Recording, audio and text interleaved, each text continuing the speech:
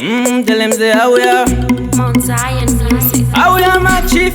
Okay, and kunyenga pepu ningo chida fornication. Anza va serious petwe elimination. Tofonera deun kuye cost nation. Bana papa sipe kushandisa ubenten. Obvious Riddim dwete illumination. Vaiti vaka win and Ndauya ku retention. Ndashika ipapo pano ita reduction. Action ndatora vosara nema question. Vamwe vaneta mgame pakuda substitution. Tosimuka zviri high kunge aviation. Zvimwe nyara iwo pakuda appreciation. Kweshe yangwa musi kutipa attention. Cause drivana Dominic the domination. Mission yangu kurira every station. Pakumboda onyu dispensation. Dolling pa sales out the distribution. Pakumboda kuchinja zvinu rotation. Zvaita mageto youths aite disparation. Kondiri kutaura fe divination. Zvamusanganiswa yatota illusion. Listen ansati ndapedza akaka leseni. Pakuda change man pakuda motion. Mangoma hopo akutosadza mabesen. Dozen manya unobvunza kana hanseni esini pakutoda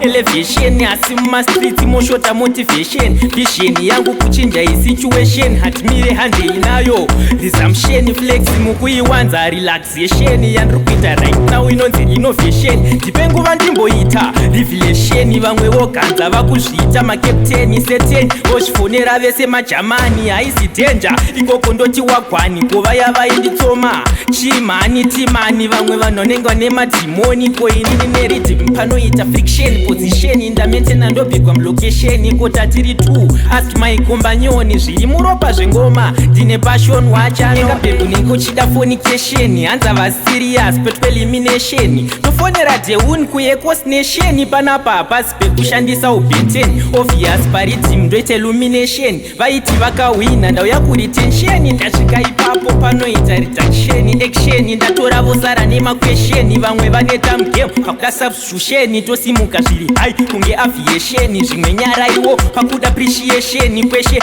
yangwa musi kutipa attention. Cause drivana Dominic the domination. Mission yangu kurira every station. Pakumboda onyu dispensation. Dolling pa sales out ne distribution. Pakumboda kuchinja zvinu rotation. Zvaita mageto youths aite disparation. Kondiri kutaura fe divination. Zvamusanganiswa yatota illusion. Listen ansati ndapedza akaka leseni. Pakuda change man pakuda motion. Mangoma hopo akutosadza mabesen. Dozen manya unobvunza kana hanseni esini. Pakutoda elevation. Asi mumastreet moshota motivation. Vision yangu kuchinja isituation. Hatimire hande inayo resumption. Flex mukuiwanza relaxation. Yandikuita right now inonzi innovation. Ndipenguva ndimboita revelation. Vamwe voganza vakuzviita makapteni seteni. Vochifonera vese majamani haisi danger. Ikoko ndoti wagwani kova yavainditsoma chimani Tman. Vamwe vanonengwa nemadhimoni koinini neriddim panoita friction.